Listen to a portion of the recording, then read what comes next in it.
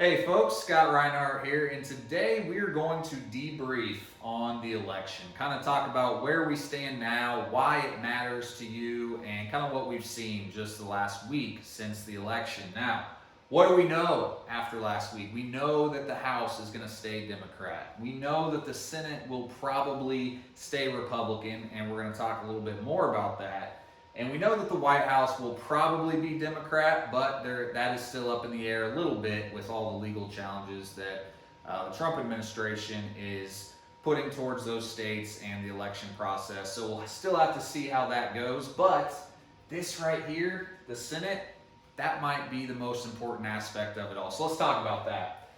Georgia has come into focus, and the reason they've come into focus is that in Georgia, you have to get 50% of the vote in order to be the candidate that gets the Senate seat. So they had two races going on, one special election, one normal election, and neither one got 50%. So now in January, there's going to be two races that are going for those Senate seats. Now, if the GOP, if they just win one, Republicans will keep the majority in the Senate.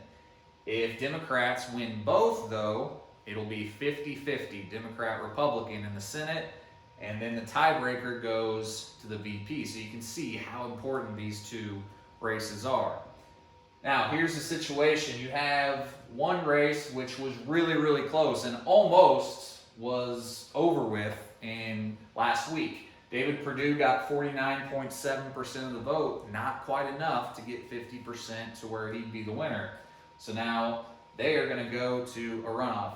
This one's really interesting because there was two Republican candidates that kind of split votes between each other. Otherwise, the Republicans probably win that one pretty easily. So now it just comes down to, okay, can the Republicans win just one of those? And if they do, they keep the Senate. Democrats would be in the House. Now, why does it matter? It matters because Wall Street, or investors in general, have historically really liked gridlock.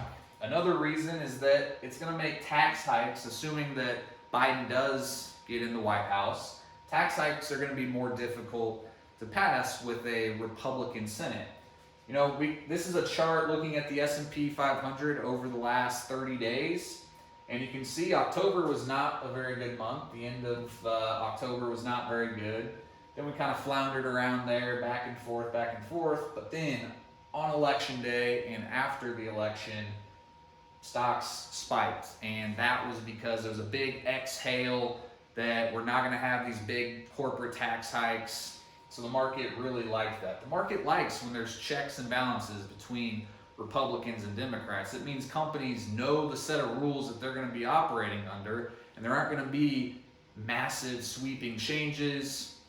They can kind of just keep on doing what they do best, and any changes that happen are going to be compromises, or they're going to be on a much smaller scale than if it would have been, Democrats all the way across the board. Here's what it looks like historically under 6 different scenarios. We've seen these numbers before, but I just wanted to remind you, we're headed for this right here. We're headed for a Democratic president with a split Congress, and that has actually yielded the best stock market results historically. Now, that does not mean it's going to return 14% a year.